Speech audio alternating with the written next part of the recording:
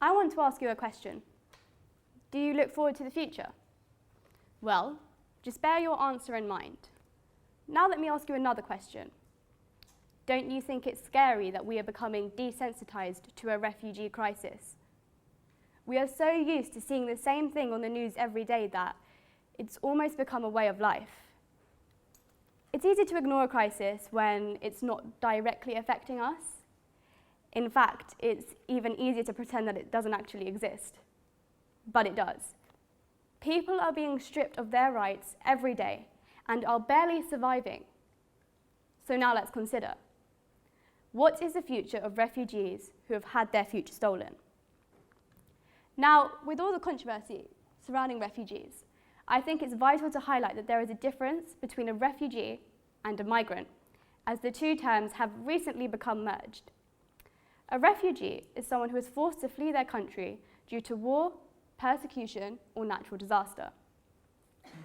Alternatively, a migrant is somebody who leaves their country to gain better living conditions and thus a better quality of life.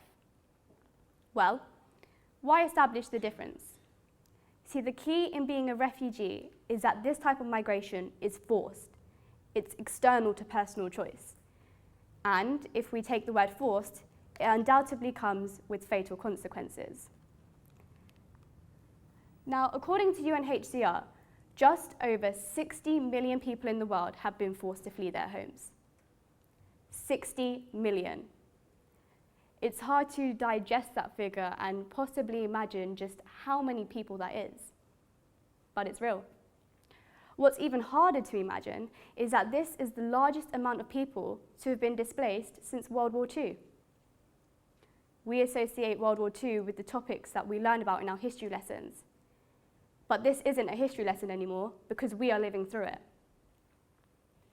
30 million of these refugees are children. And I wonder how they feel about their future. Maybe they're more concerned with whether they'll actually have somewhere safe to sleep or something to eat. It's insensitive to ignore the severity of a situation when there are people risking not only their own lives, but also their children's lives just to seek asylum. In 2014, more than 3,400 people are estimated to have drowned in the Mediterranean Sea trying to reach Europe. I could spend ages reading out shocking statistics, but nothing shocked the world more than when we woke up on the 2nd of September 2015 to an image of a 3-year-old boy who had devastatingly drowned and lay on the shore of Turkey. I would argue that his future was stolen from him before he even had a chance to experience it. So we look at an image like that, and we wonder, what is the world coming to? And where do we go from this crisis? Now, I'm not claiming that if everyone helped a refugee, tomorrow we would wake up in a perfect utopian society, because I think we can all admit in a world full of money, opinion, and power, that is a highly unlikely outcome. But there are definitely some root issues that we could change.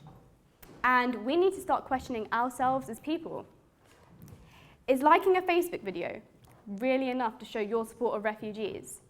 Or retweeting an article from Twitter? Now, I am not undermining media's power in spreading awareness about our refugee crisis at all. It's really important.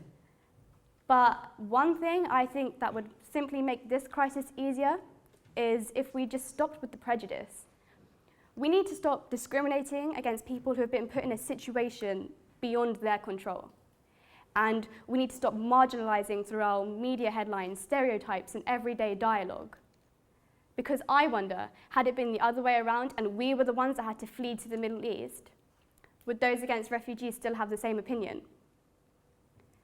By reducing the amount of prejudice, we could spend more time trying to find practical solutions to housing refugees in our country, rather than creating headlines which, by the way, are designed to instigate fear amongst the population. Secondly, we need to educate ourselves. According to the Red Cross, refugees only make up 0.18% of our population. So not all headlines have the best interest in determining the truth. We need to start discussing the issues in schools so that future generations don't grow up with false perceptions. If you're a student, start a campaign in your school discussing the crisis. If you're a youth worker, set up a club with a mixture of young refugees and children from the community. If you're an adult, challenge your peers when they're making generalized comments.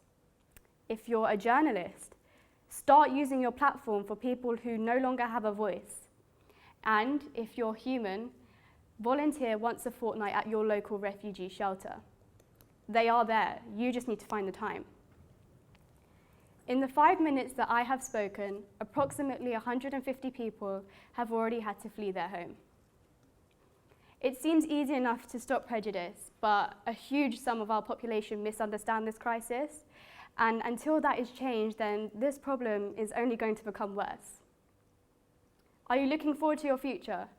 Or more importantly, how are we going to use our voices and our future to ensure that even though refugees may have had their future stolen, they do not have to remain victims of theft? Thank you.